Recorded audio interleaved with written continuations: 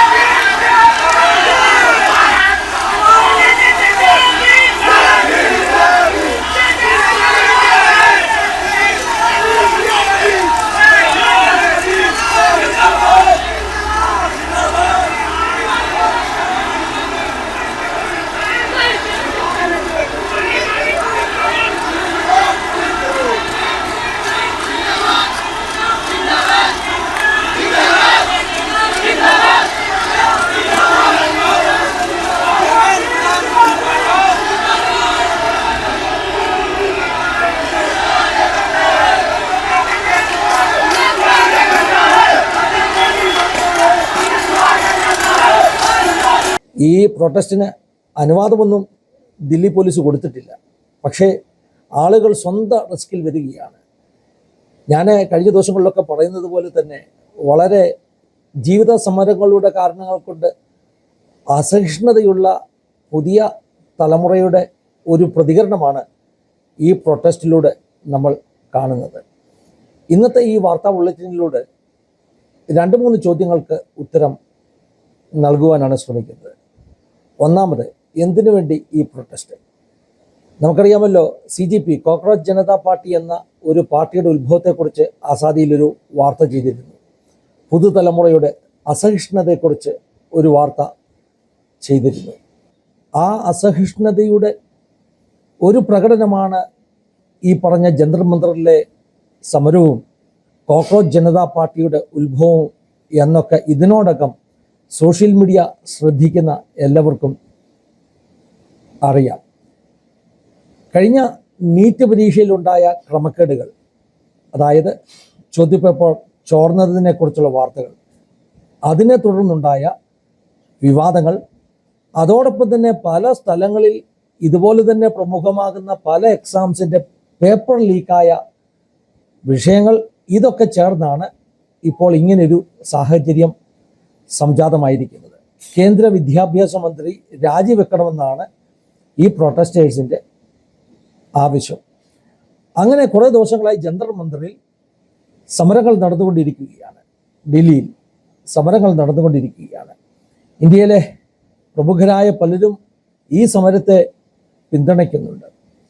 അതിൽ വളരെ പ്രധാനപ്പെട്ട ഒരു പേരാണ് സോനം വാങ്ചുക് എന്ന് പറയുന്ന ലഡാക്കുകാരൻ്റെ പേര്.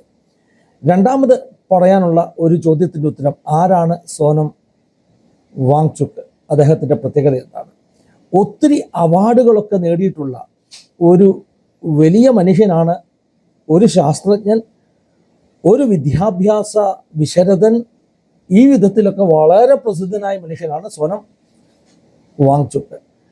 ഒരുപക്ഷെ എൻ്റെ പ്രേക്ഷകരിൽ ചിലർക്കെങ്കിലും അറിയാമായിരിക്കാം, ചില വർഷങ്ങൾക്ക് മുമ്പ് ബോളിവുഡിൽ നിന്ന് പുറത്തു വന്ന 3 ഇഡിയറ്റ്സ് എന്ന് പറയുന്ന ഒരു ചലച്ചിത്രമുണ്ട്.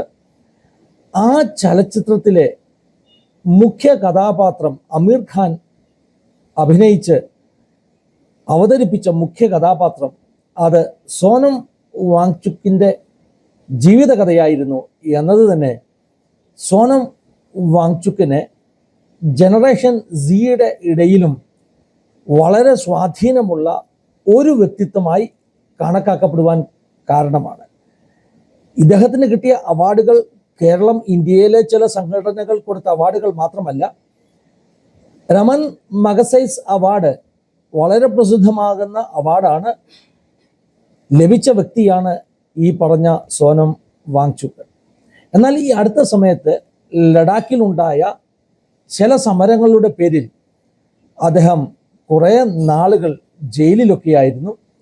അദ്ദേഹം ആൻറ്റി നാഷണൽ ആണ് എന്ന ഒരു നരേറ്റീവ് അതുകൊണ്ട് തന്നെ അദ്ദേഹത്തിൻ്റെ മുകളിൽ ചാർത്തി അദ്ദേഹത്തെ ദേശദ്രോഹിയായി മുദ്രകുട്ടിയൊക്കെ ഇട്ടിരിക്കുന്ന ഒരു കാലമാണ്. നമുക്കറിയാമല്ലോ, നമ്മുടെ രാജ്യം ചലിക്കുന്നതിൻ്റെ ഒരു ലോഗരിതം നരേഷൻ സിംഗിന് ക്രിയേറ്റ് ചെയ്യപ്പെട്ടുകൊണ്ട് ഇരിക്കുകയാണ്. എന്താണെങ്കിലും സോനം വാങ്ചുക്ക് ലഡാക്കിലെ വിദ്യാഭ്യാസ പ്രവർത്തനങ്ങളിൽ വലിയ മാറ്റങ്ങൾ വരുത്തിയ ആളാണ്, വലിയ കണ്ടുപിടുത്തങ്ങൾ നടത്തിയ ആളാണ്. പ്രത്യേകിച്ചും ഇന്ത്യൻ സൈന്യത്തിന് വേണ്ടിയൊക്കെയുള്ള അദ്ദേഹത്തിൻ്റെ കണ്ടുപിടുത്തങ്ങൾ, അദ്ദേഹത്തിൻ്റെ കോൺട്രിബ്യൂഷൻസ് ഒക്കെ വളരെ ശ്ലാഘനീയമാണ്.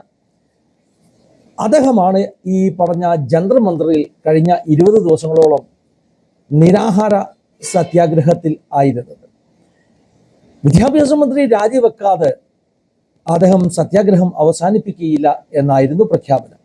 എന്നാൽ കഴിഞ്ഞ ദിവസം പോലീസ് ഇടപെടലിലൂടെ അദ്ദേഹത്തെ ബലമായി ഹോസ്പിറ്റലിലേക്ക് മാറ്റി.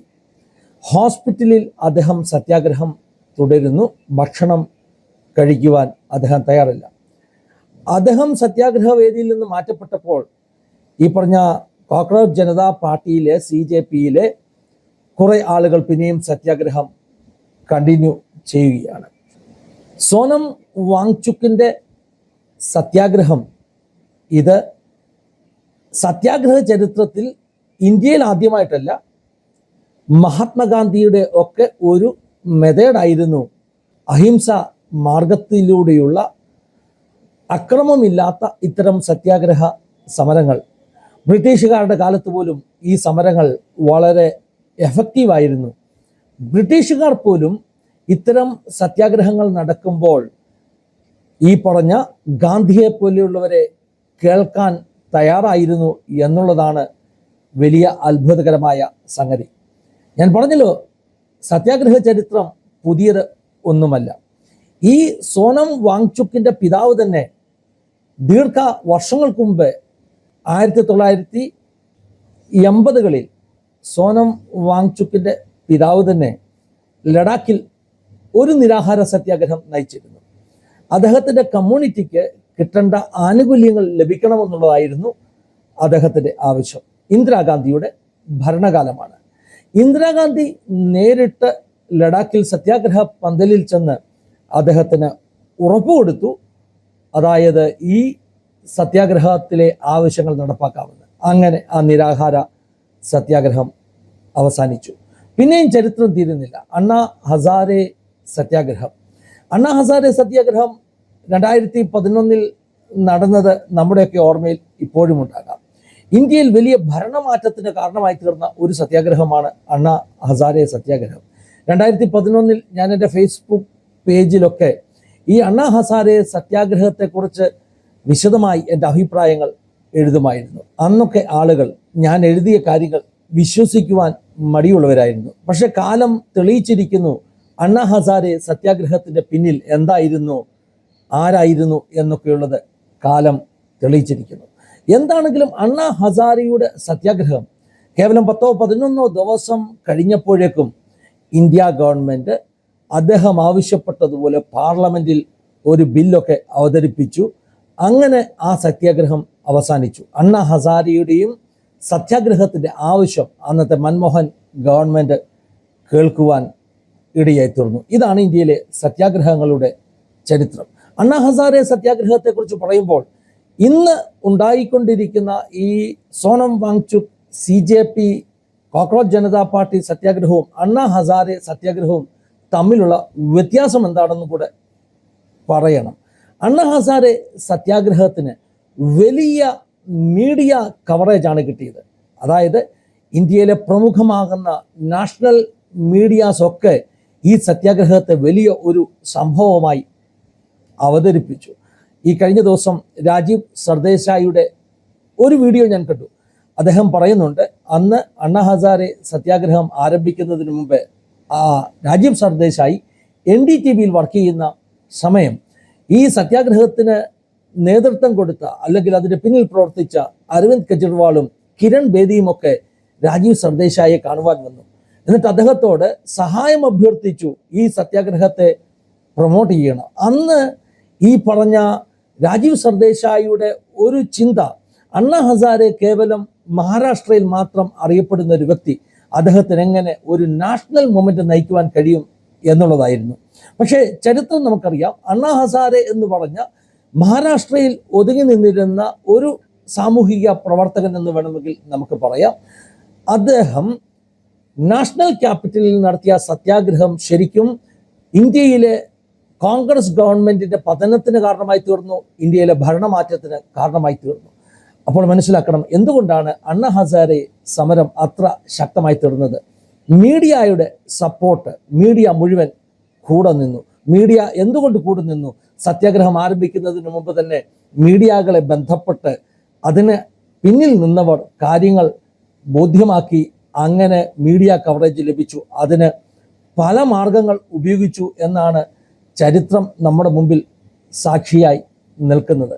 അന്ന് പുതിയതായി രൂപീകരിക്കപ്പെട്ട ചില പുതിയ ചാനലുകൾ പോലും ആ ഒരു സത്യാഗ്രഹത്തിൻ്റെ വക്താക്കളായി മാറിയതുകൊണ്ട് ഇന്ത്യയിൽ ഏറ്റവും കൂടുതൽ അറിയപ്പെടുന്ന ചാനലായി മാറുകയും അതിൻ്റെ നേതാക്കന്മാർ ഇന്ത്യയുടെ, അതായത് അതിൻ്റെ ഏറ്റവും പ്രധാനപ്പെട്ട പ്രവർത്തകർ ഇന്ത്യയിലെ ഏറ്റവും വലിയ മാധ്യമ പ്രവർത്തകരായി മാറുകയും ഒക്കെ ചെയ്തത് ചരിത്രമാണ്. പക്ഷേ എന്തുകൊണ്ടാണ് CJP നയിക്കുന്ന ഈ ഒരു സത്യാഗ്രഹത്തിന് അണ്ണാ ഹസാരെ സത്യാഗ്രഹം പോലെ ഒരു മോമെന്റ് കിട്ടുന്നില്ല എന്ന് നമുക്ക് തോന്നുന്നത്? സത്യത്തിൽ അണ്ണാ ഹസാരെ സത്യാഗ്രഹത്തെക്കാൾ വളരെ ശക്തമായ ഒരു പ്രൊട്ടസ്റ്റാണ് ഡൽഹിയിൽ നടക്കുന്നത്.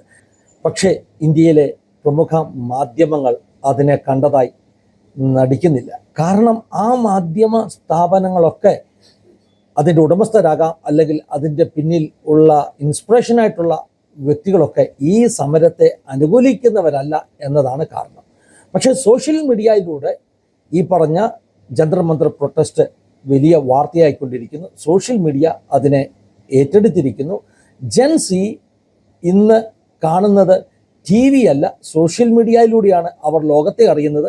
അതുകൊണ്ട് തന്നെ ഈ സമരം ജെൻസിയിലേക്ക്, പുതിയ തലമുറയിലേക്ക് കത്തി പടർന്നുകൊണ്ടിരിക്കുകയാണ്. പഴയ രാഷ്ട്രീയ അനുഭാവങ്ങളൊക്കെ അവർ മറന്നിട്ട് അവർ ഇന്ന് ഈ ഒരു സമരത്തെ പിന്തുണച്ചുകൊണ്ടിരിക്കുന്ന കാഴ്ചയാണ് നമ്മൾ കാണുന്നത്. അണ്ണാ ഹസാരെ സമരം അന്ന് അത്ര വാർത്തയിൽ ഇടം തേടുവാൻ പ്രധാനമായിട്ടുണ്ടായിരുന്ന ഒരു കാരണം, ആ സമരത്തിൻ്റെ പിന്നിൽ ഒരു ഗോഡ് ഫാദറായിട്ട് ഇന്ത്യയിലെ ഒരു ഐഡിയോളജിക്കൽ പശ്ചാത്തലമുള്ള സംഘടന ഉണ്ടായിരുന്നു. അതുകൊണ്ട് തന്നെ അതിന് വലിയ ഒരു പിന്തുണ ലഭിച്ചു. അടിയന്തരാവസ്ഥ കാലത്ത് ജയപ്രകാശ് നാരായണനെ ഏത് സംഘടനയാണ് ഉത്തേജിപ്പിച്ച് മുൻപിലേക്ക് വിട്ടത്, അതേ സംഘടന തന്നെ ഈ പറഞ്ഞ അണ്ണാ ഹസാരെ സമരത്തിൻ്റെ പിൻപിലുണ്ടായിരുന്നു. അതുകൊണ്ട് തന്നെ അതിന് വലിയ വാർത്തയും വലിയ പ്രാധാന്യം ലഭിച്ചു.